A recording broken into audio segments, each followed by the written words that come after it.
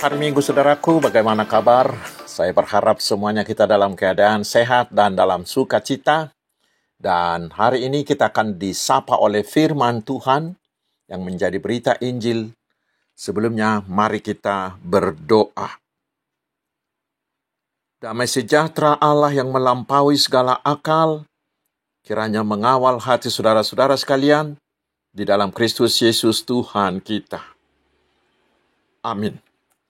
Saudaraku, firman Tuhan yang menjadi berita Injil bagi kita di minggu ke-12 sesudah Trinitatis hari ini adalah dari kitab 2 Samuel pasal yang ke-7 ayat 25 hingga ayat 29. Saya akan bacakan untuk kita, mari kita simak dengan baik. Dan sekarang ya Tuhan, tepatilah untuk selama-lamanya janji yang Kau ucapkan mengenai hamba-Mu ini dan mengenai keluarganya, dan lakukanlah seperti yang Kau janjikan itu. Maka nama-Mu akan menjadi besar untuk selama-lamanya, sehingga orang berkata, Tuhan semesta alam ialah Allah atas Israel. Maka keluarga hamba-Mu Daud akan tetap kokoh di hadapan-Mu. Sebab Engkau, Tuhan semesta alam, Allah Israel, telah menyatakan kepada hamba-Mu ini demikian, Aku akan membangun keturunan bagi-Mu. Itulah sebabnya hamba-Mu ini telah memberanikan diri untuk memanjatkan doa ini kepadamu. Oleh sebab itu ya Tuhan Allah, Engkaulah Allah dan segala firman-Mu lah kebenaran. Engkau telah menjanjikan perkara yang baik ini kepada hamba-Mu. Kiranya Engkau sekarang berkenan memberkati keluarga hamba-Mu ini, supaya tetap ada di hadapan-Mu untuk selama-lamanya.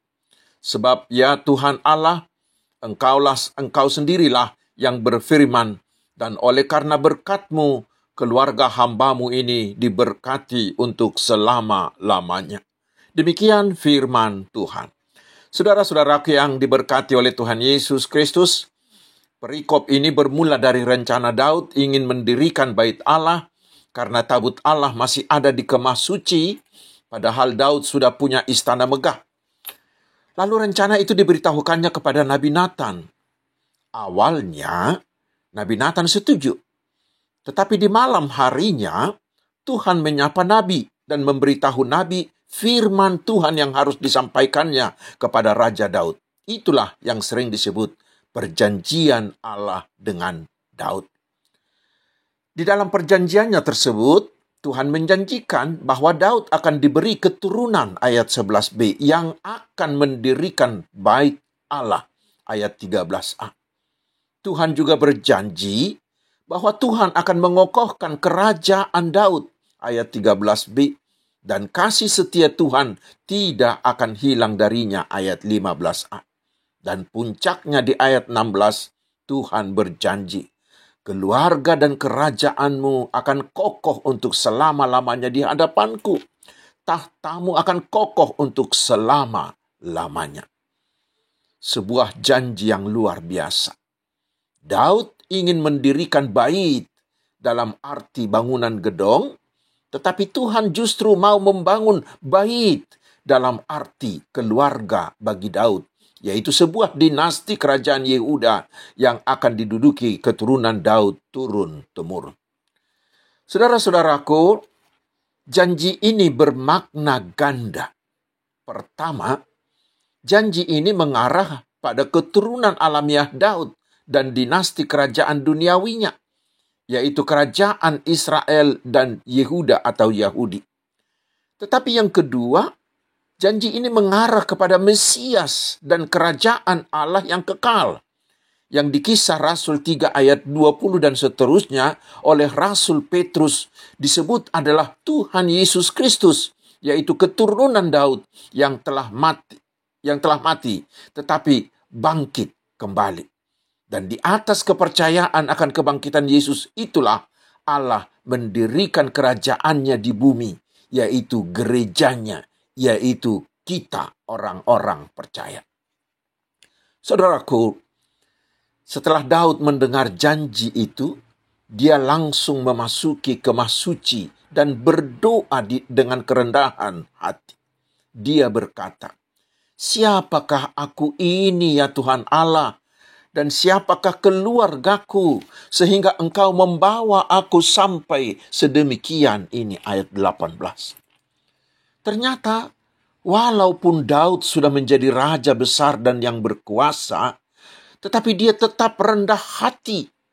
Dia mengaku bahwa dia tidak cukup layak menerima itu. Semuanya itu hanyalah karena kasih karunia Tuhan.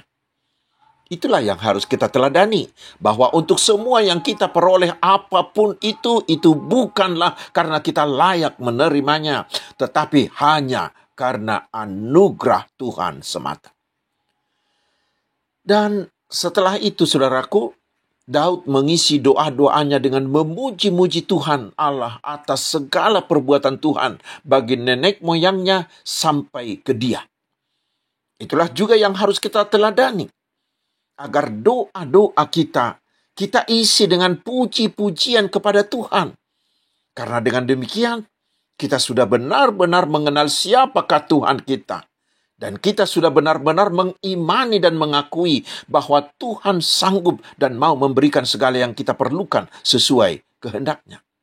Karena itu ada yang mengatakan, puji-pujian dalam doa adalah pintu gerbang semua permohonan kita kepada Tuhan.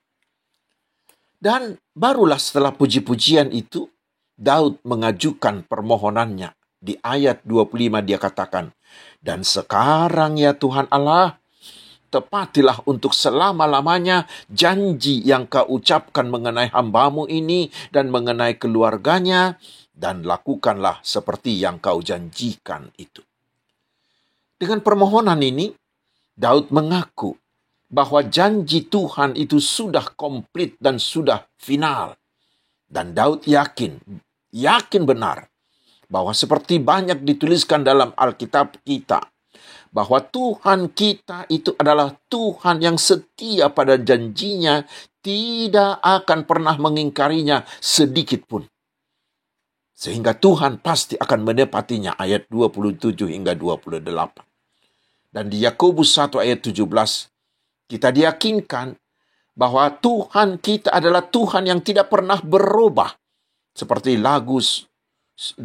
syair lagu pop rohani kita yang mengatakan, Tuhan Yesus tidak berubah, tidak berubah. Kepastian seperti inilah membuat kita semakin yakin dan semakin rajin berdoa dan mau mengandalkan Tuhan. Karena itu kita layak meneladani doa Daud ini dalam hal berdoanya. Dasar kita berdoa dan memohon kepada Tuhan adalah janji-janji Tuhan dan kesetiaan Tuhan akan janjinya. Dalam berdoa, mari kita mengingat semua janji-janji Tuhan yang tertulis di dalam Alkitab. Dan dari janji-janji Tuhan itulah kita menyampaikan permohonan kita sesuai dengan kebutuhan kita. Kita memohon karena Tuhan sudah menjanjikannya. Dan kita percaya Tuhan pasti menepatinya sesuai dengan kehendaknya. Karena yang kita minta adalah janjinya. Dan kita harus memohonnya di dalam iman, di dalam kepastian, tanpa sedikit pun keraguan. Tetapi kita harus sabar menunggunya. Menunggunya dalam pengharapan. Karena Tuhan pasti menjawabnya sesuai dengan rencana dan waktu Tuhan. Saudara-saudaraku, masih ada lagi hal menarik dalam doa Daud, dalam doa Daud ini. Daud meminta semuanya itu bukanlah agar keturunannya mendapat kemuliaan, bukan.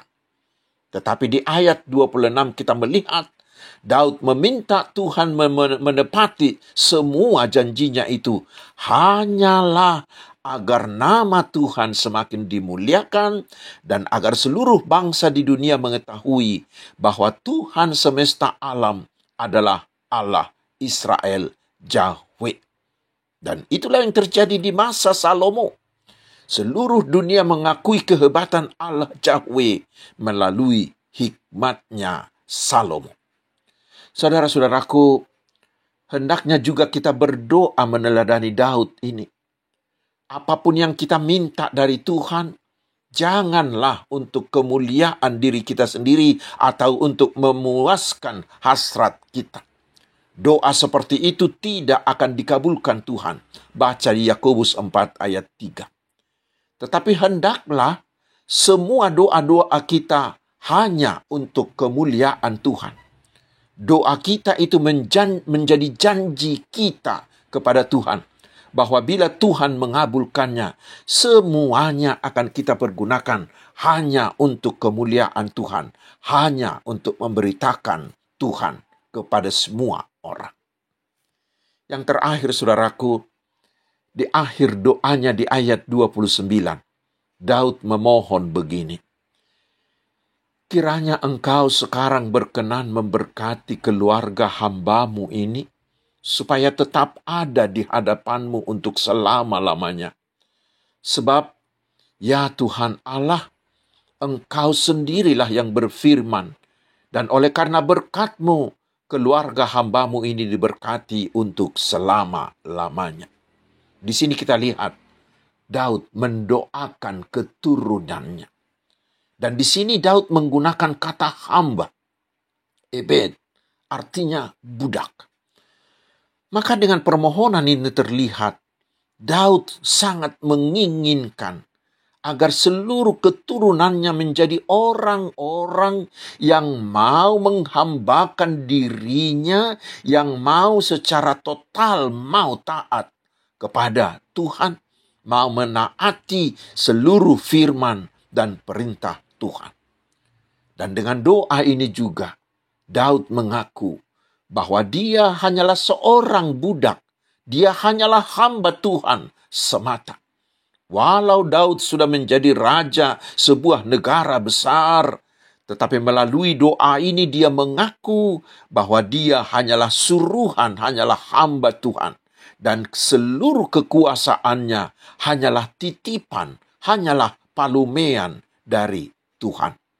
Dia hanyalah orang yang diberi kepercayaan, seperti kepercayaan yang diberikan Potifar kepada Yusuf.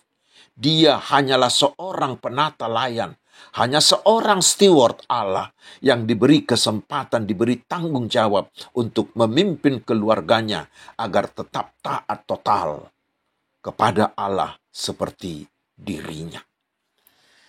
Dan dengan doa ini kita melihat Daud sadar bahwa memimpin keluarga dan keturunan agar tetap setia menjadi hamba Tuhan bukanlah tugas ringan. Karena itu, dengan mengatakan dirinya sebagai hamba, dia memohon dengan sangat agar Tuhan jangan membiarkan dia sendiri. Tetapi dia memohon agar Tuhan terus-menerus membantunya sehingga semua janji-janji Tuhan tadi bisa terwujud di dalam keluarganya.